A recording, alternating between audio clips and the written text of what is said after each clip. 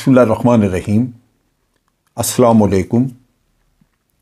آپ دیکھ رہے ہیں ڈی ڈی پی اینالیٹیکا۔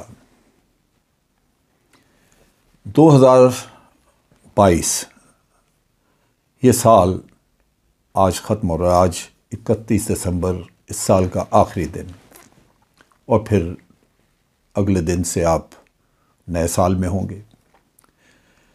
پہلے تو دعا ہے کہ رب العالمین آنے والا سال آپ کے لیے، میرے لیے، ہم سب کے لیے، اور خصوصی طور پہ ہمارے وطن عزیز پاکستان کے لیے مبارک ثابت ہو۔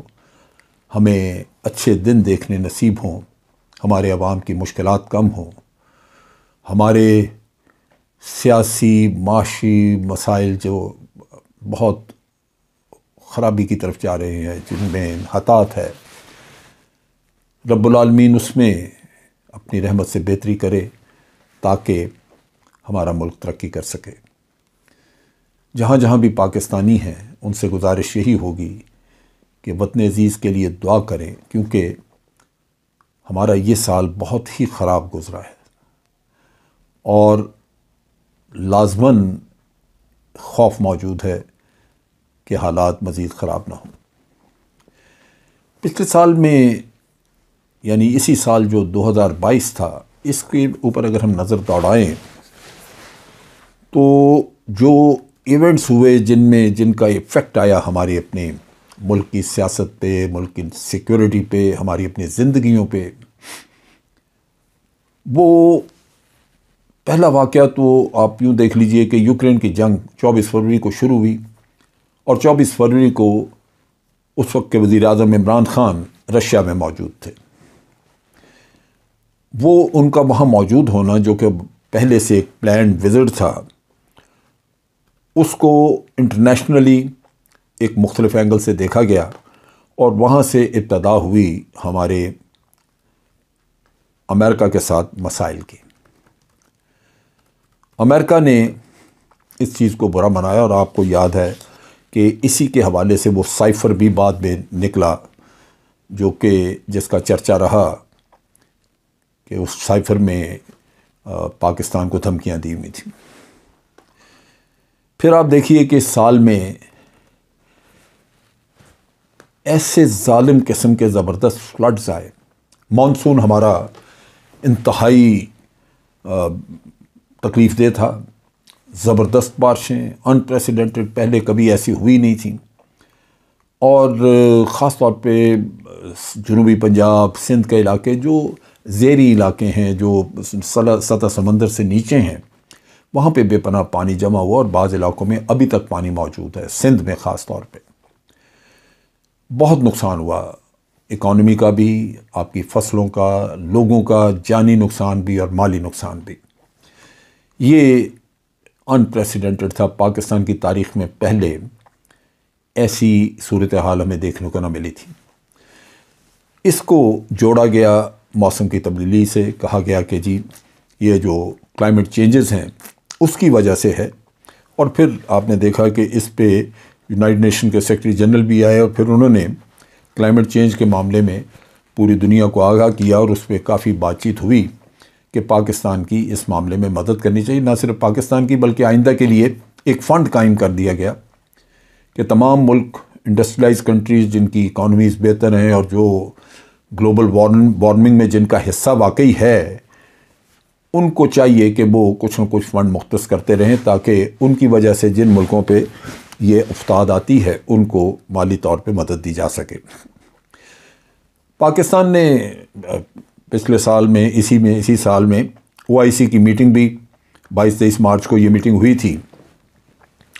وہ 48th میٹنگ تھی جس کو کہ پاکستان نے ہوسٹ کیا یہاں پہ، اور کامیاب میٹنگ تھی۔ تقریباً 24 ملکوں کے وزراء خارجہ نے اٹینڈ کی، اور پھر آپ دیکھیے کہ جنرل اسمبلی میں 15 مارچ کو وہ قرارداد پاس ہوئی تھی، جس کے بعد ہر سال 15 مارچ کو انٹرنیشنل ڈے، یعنی بین الاقوامی دن منایا جائے گا اسلام فوبیا کے خلاف جنگ لڑنے کا، یعنی اسلام فوبیا جو ہے اس کو روکنے کے لیے ہر سال 15 مارچ کو دن منایا جائے گا۔ یہ بھی پاکستان کی کوششوں سے ہوا۔ بہت بڑا جو ایونٹ ہوا ہمارا، جو بہتری ہوئی، وہ تھا کہ ہم پچھلے تقریباً 4.5 سال سے FATF کی گرے لسٹ میں تھے، اور بہت اس کی وجہ سے حکومت پہ پریشر تھا، نئے قوانین بنائیں، پھر ہر دفعہ اسکروٹنی، ان کی ٹیم آ جاتی تھی FATF والوں کی، وہ لگے ہوئے آپ کے قوانین اور آپ کے حسابات چیک کرنے۔ وہ آپ 4.5 سال کے بعد بالآخر ہم اس مشکل سے باہر آئے اور ہمیں گرے لسٹ سے انہوں نے نکال دیا۔ یہ بڑا چیلنجنگ کام تھا، اس میں کافی کمپلیکیٹڈ قسم کی ایکشن پلانز آئندہ کے لیے بنانی پڑی، لیکن خدا کا شکر ہے کہ ملک اس مصیبت سے باہر نکلا۔ انٹرنیشنلی یہ آپ کے اوپر ایک بہت بڑا مسئلہ تھا، بہت بڑی پابندی تھی۔ پھر جو ٹیررزم باہر سے سپانسر ہوتا ہے، اس میں آپ کو یاد ہوگا کہ پچھلے سال، اس سال نہیں بلکہ پچھلے سال واقعہ ہوا تھا حافظ سعید، بلکہ اس سال کے شروع میں غالباً حافظ سعید صاحب کے گھر کے باہر دھماکہ ہوا، اور یہ بھارت نے سپانسر کیا تھا۔ اس کے بارے میں ڈوزیر وغیرہ بھی ایشو کیا، اور حکومت نے اس نے، اور اس سے پہلے جو حکومت تھی انہوں نے کافی اس بارے میں انٹرنیشنل کمیونٹی کو انفارمیشن مہیا کی اور بتایا کہ کس طرح بھارت پاکستان کے اندر دہشت گردی کرواتا ہے۔ اس میں جو ڈوزیئرز وغیرہ ہم نے دیے وہ بڑے کمپریہنسو تھے، اور میں سمجھتا ہوں کہ فارن آفس نے اس پہ کافی، فارن آفس اور ہماری انٹیلیجنس ایجنسیز نے اس پہ بڑا اچھا کام کیا تھا۔ لیکن وہی مشکل ہے کہ پھر ہم فالو اپ ایکشن نہیں کرتے، ان چیزوں کو پرسو کرتے رہنا چاہیے تاکہ دنیا کو بار بار یاد کرایا جائے کہ یہ ایک ملک ہے جو منافق ہے، دہشت گردی کرواتا ہے، دوسرے ملکوں میں دہشت گردی کروا کے تو الزام بھی انہیں پہ لگاتا ہے۔ یہ چیزیں جو ہیں یہ دنیا کے سامنے لانی چاہیے۔ پھر ایک یاد ہوگا آپ کو کہ مارچ کے مہینے میں غالباً 9 مارچ کو ایک واقعہ ہوا تھا جہاں انڈیا کا ایک میزائل، وہ ان کی نالائکی، وہ کہتے ہیں کہ جی ہمیں وہ غلطی سے فائر ہو گیا، اس طرح وہ اس میں گولہ تو نہیں تھا، عام نہیں تھا، لیکن بہر صورت ایک نیوکلیئر کنٹری جو کہ nuclear missiles, nuclear war had لگا کے میزائل چلانا چاہتا ہو، اس کے پاس ہوں، اس سے ایسی غلطی کی توقع نہیں کی جا سکتی، اور اگر وہ غلطی ایسی کریں تو اس کا مطلب یہ ہے کہ وہ انتہائی خطرناک اور غیر ذمہ دارانہ ان کا رویہ ہے، غیر ذمہ، ان کی ٹریننگ نہیں ہے، وہ ان چیزوں کو ہینڈل کرنے کے اہل نہیں ہیں کہ اس طرح ایک غلطی سے میزائل نکل جائے اور جا کے دوسرے ملک میں وہ گر جائے۔ برصورت پاکستان کا اس پہ اعتراض رہا کیونکہ اس میں کوئی خاطر خواہ نتیجہ نہ نکلا کہ انہوں نے اپنے کسی ایک آفیسر کو سزا وغیرہ دی کہ جی طریق کوتاہی سے ہوا، لیکن ہمارا مطالبہ یہی تھا کہ اس پہ ایک جوائنٹ انویسٹیگیشن ہونی چاہیے۔ جو واقعات ہوئے جن کا جو بڑے تکلیف دہ تھے، جس نے ہمارے ملک کے اندر بے شمار مسائل پیدا کر دیے، وہ ایک ظلم تھا جو اس ملک پہ کیا گیا، ایک سازش تھی جو اس ملک پہ رچائی گئی، ایک تباہی تھی جو کہ پیدا کر کے مچائی گئی، وہ ہے رجیم چینج۔ اور میں آج بھی کہتا ہوں کہ اس کی عدالتی تحقیقات ہونی چاہیے، کسی نہ کسی وقت پہ تو ضرور کرنی چاہیے۔ اگر آج کی حکومت نہیں تیار تو آنے والی کسی حکومت کو کرنا چاہیے، کیونکہ یہ بہت بڑا ظلم ہوا اس ملک کے ساتھ، یہ بہت بڑی تباہی ہوئی اس ملک کی، اور اسی نے آگے بہت کچھ خراب کر دیا۔ رجیم چینج جو ہے وہ جیسے عمران خان بھی کہتا ہے، میں بھی سمجھتا ہوں کہ یہ ایک سازش تھی جس کے تحت یہ کی گئی، اور اس نے ہمارا سارا نظام درہم برہم کر کے رکھ دیا۔ آج ملک کے اندر پولرائزیشن بھی ہے، عوام سارے ایک طرف پی ٹی آئی کو سپورٹ کر رہے ہیں، وہ ایک طرف کھڑے ہیں، جن کو عوام نے ٹھکرا دیا وہ حکومت میں بیٹھے ہیں، وہ فیصلے کر رہے ہیں اپنے اولادوں کے لیے اور اپنی جان کے لیے، اپنے آپ کے لیے، جو اپنی لوٹ مار کی ہوئی ہے اس کو لیگلائز کرنے کے لیے۔ کیا پاکستان انہی کاموں کے لیے رہ گیا ہے؟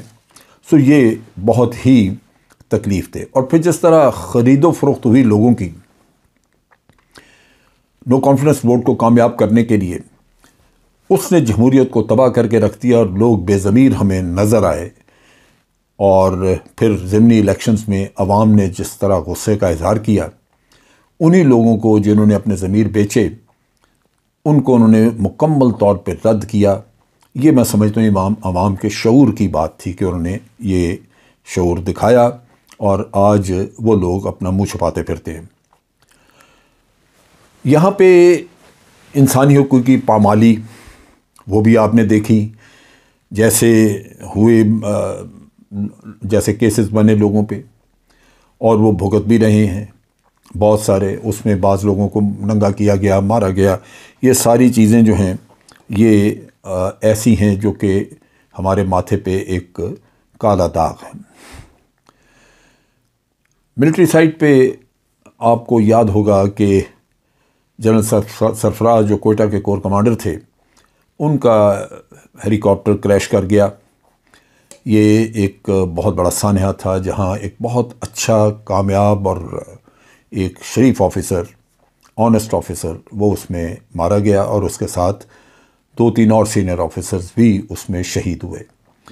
یہ بہت بڑا سانحہ تھا، اور آرمی کو اس کا خاصا دھچکا لگا۔ اس کی اپنے طور پہ انکوائری وغیرہ ہوئی، لیکن میرے نقطہ نگاہ سے وہ کوئی تسلی بخش انکوائری نہیں ہے۔ اس کا کسی نہ کسی وقت پہ مزید اس کی انکوائری ہونی چاہیے جس سے حقائق پتہ لگیں۔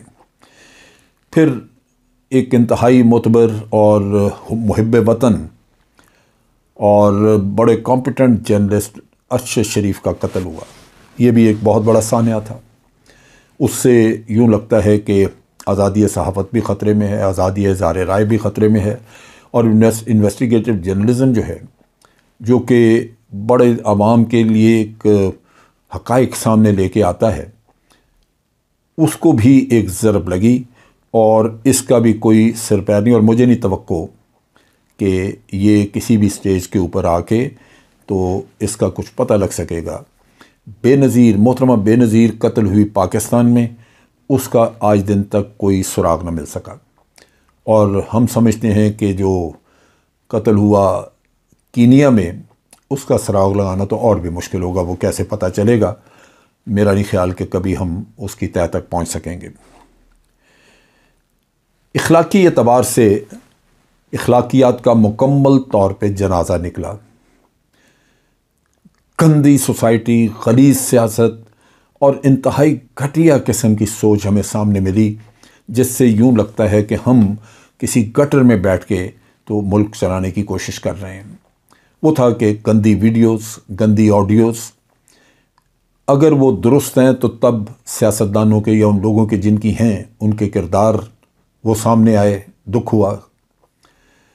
لیڈروں کے کردار تو صاف ستھرے ہونے چاہیے، اور اگر وہ جھوٹی بنائی گئی ہیں، فیبریکیٹڈ ہیں، فیک ہیں، تو آپ سوچئے کہ اخلاقی معیار کہاں گر چکا ہے۔ اور میاں صاحب کے پاس تو ویسے ہی لوگوں کی گندی ویڈیوز پڑی ہوئی ہیں جس کا انہوں نے خود اعتراف کیا ہے، ان کی بیٹی نے اعتراف کیا ہے۔ یہ گراوٹ سیاست کی ہمیں اس سال بڑھتی ہوئی نظر آئی، دیکھنے کو ملی۔ اس سے بہت دکھ ہوا، کیوں کہ انسان ہر حالت میں چاہتا ہے کہ اس کی پردہ پوشی کی جائے، پردہ داری کی جائے، اور یہی حکم ہے ہمارے دین کا۔ لیکن یہاں عزتیں اچھال کے، جعلی کاغذات، جعلی الزامات لگا کے یہ چیزیں کی گئیں، اور سیاست کو بالکل مکمل طور پہ غلیظ بنا کے رکھ دیا۔ پھر اخلاق کا ایک اور اخلاقیات کا جنازہ نکلا، جہاں لوٹ مار کی ہوئی، اپنا پیسہ کھایا ہوا اور قانون بنا کے ان کو اپنے لیے لیگلائز کیا۔ آپ سوچئے کہ قوم لٹ گئی، غربت بڑھ گئی، ایک ایک پیسے کو ملک ترس رہا ہے، لیکن یہاں پہ وہ لوگ ہیں جنہوں نے کہ یہیں اسی ملک کو لوٹا، جائیدادیں باہر بنائیں، پیسہ باہر رکھا، اور عوام کو اور اپنے ملک کو جہاں سے کمایا، اس کے ساتھ وفاداری کے دعوے تو کیے، لیکن لوگوں کو، اپنے عوام کو دکھ دے کے اپنے لیے سکھ لیا۔ کرپشن کی لیگلائز ہونے کا جو تماشا ہم نے دیکھا، کہ ایک واشنگ مشین میں جس طرح ڈال کے باہر دھو دھلا کے تو آپ صاف کر دیتے ہیں، وہ حساب کہ ایک ایک کر کے جب باہر بھاگے ہوئے تھے وہ بھی آئے جلدی جلدی اپنے معاملات، اپنے گناہ بخشوانے. اور جو کیسز اس کے اوپر جو عدالت میں کیس کیا ہوا ہے، جس میں کہ اسی نیب آرڈیننس کی امینڈمنٹس کو چیلنج کیا ہے، اس کے اوپر فیصلہ ہونے کا نام ہی نہیں لیتا. تاریخ پہ تاریخ ہے، اور اسی ڈیلے کا اس کا ہی فائدہ اٹھاتے ہوئے سیاستدان اپنی اپنی کرپشن کو لیگلائز کروا رہے ہیں. دہشت گردی پھر سے واپس آ گئی. جیسے میں نے پہلے کہا، دہشت گردی بہت بڑا خطرہ ہے، جس سے ہماری اپنی معمولات زندگی تباہ ہو جاتے ہیں، کاروبار زندگی تباہ ہو جاتا ہے، کھیل کے میدان جو ہے وہ اجڑ جاتے ہیں. ان حالات میں دہشت گردی کے واپس آنے سے لازماً ایک فکر لاحق ہوتی ہے کہ ہم دوبارہ کہیں اسی دلدل میں نہ جا پھنسیں. بہرصورت حکومت اور ہماری سیکیورٹی فورسز اس کے لیے چارہ جوئی کر رہی ہیں، تو امید ہے کہ دہشت گردی کے خلاف بھرپور ایکشن ہوگا. پولیٹیکل انسٹیبلٹی جو ہے اس نے بربادی کی ہوئی ہے. آج اکانومی کے جو حالات ہیں وہ اگر ان کو ٹھیک کرنا ہو، اگر آج آپ نے اپنے ایکسپورٹس اور کچھ بھی کام کرنا ہے، اس کے لیے سب سے پہلے ملک کے اندر پولیٹیکل اسٹیبلٹی چاہیے. آپ دیکھیے کہ جن بھی ملکوں نے، ہمارے دوست ممالک جو ہماری مدد کرنا چاہتے تھے، انہوں نے بھی مدد نہیں کی. انہوں نے کہا کہ ہم آپ کو اگر مدد کریں تو آپ کو فائدہ نہیں ہوگا، کیونکہ پہلے آپ اپنا گھر ٹھیک کریں. آپ کے اپنے اندر پولیٹیکل انسٹیبلٹی اتنی زیادہ ہے کہ یہ کام ہو نہیں سکے گا جو آپ کرنا چاہتے ہیں. سو ان حالات میں الیکشن سے بھاگنا جمہوریت کی نفی. سو اس دور میں، اس سال میں ہم نے دیکھا کہ لگاتار جمہوریت کو پامال کیا گیا، جمہوری اقتدار کو تار تار کیا گیا. اور اب بھی صورتحال یہی ہے کہ وہ بلدیاتی الیکشنز ہوں یا جنرل الیکشنز ہوں یا صوبائی الیکشنز ہوں، جو فیڈرل گورنمنٹ ہے وہ عوام کا سامنا نہیں کرنا چاہتی. افسوس کہ یہ لوگ جو تسبیح پھیرتے ہیں، ہر وقت تسبیح پڑھتے ہیں جمہوریت کی، ان کی نہ پارٹیوں میں کوئی جمہوریت ہے اور نہ ہی وہ کوئی جمہوری کام عوام کے ساتھ مل کے کرنا چاہتے ہیں. میں نے یہ ایک مختصر سا رن ڈاؤن اور سمری دی 2022 کی. بہت کم اس میں کوئی چیز ایسی ہے جس کو سراہا جائے، جس کے لیے کوئی اطمینان کا باعث ہو. ہر لحاظ سے یہ سال ہمارے لیے انتہائی پریشانی اور تکلیف کا سال تھا. یہاں پہ صرف دعا کی جا سکتی ہے کہ یا رب العالمین آئندہ آنے والے سال ہمارے لیے ان دکھوں سے پاک ہو، ان مسائل سے پاک ہو، اور رب العالمین اپنی رحمت سے ہمارے عوام اور ہمارے ملک کے لیے اچھے دن دے دے. اب تک کے لیے اتنا ہی. افواج پاکستان زندہ باد، پاکستان پائندہ باد.